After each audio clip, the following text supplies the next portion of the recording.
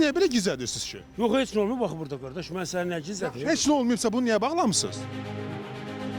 Çıxdığı yerdə risk dayandı. Normal bir şeydir də, hamı yıxılır. Paytaxtın Yasamal rayonu 20 nömrəli tam orta məktəbin yanındakı yeraltı keçiddə eskalatorun qırılması və bir neçə nəfərin xəsarət alması ilə bağlı xəbər gəldi və biz də xəbəri eşidən kimi dərhal hadisə yerinə gəldik.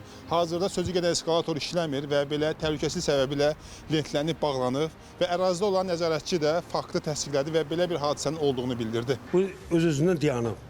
Çıxdığı yerdə əlinə tutuldu da buradan. Çıxdığı yerdə risk dayandı. İşte bu dayanıb. Bu da isbatında gedir də qabağa.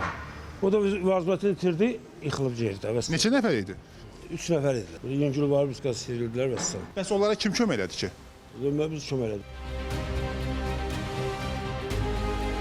Orada elə bir hadisə baş verir. Sadəcə olaraq eskalatordan qalxanda biri balansını itirib biraz yıxılıb. Xəsarət alanların olduğu bildirilir axı. Xəsarət alanlara görə də xəsarətli bir şey yoxdur qardaşım.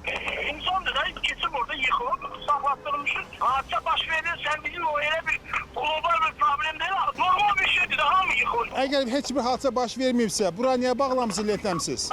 Ay başqa durma, mən sənə asfalt verməliyəm, mən onu niyə bağlayıram, niyə bağlamıram, o sizə nə dəxli var qardaşım? 4 dekabr tarixində saat 18:00 radələrində Respublika Təcili və Təxirəsalınmaz Tibbi Yardım Mərkəzinə Yasamal rayonu Mikail Müşfiq küçəsi İncəsənət Gimnaziyası yaxınlığından təcili çağırış qeydə alınıb. Daxil olan çağırış əsasında ünvana təcili tibbi yardım briqadası cəlb olunub. Təcili tibbi yardım briqadası tərəfindən 2 nəfər qadın müxtəlif dərəcəli bədən xəsarətləri ilə kliniki tibbi mərkəzə təxliyə olunub.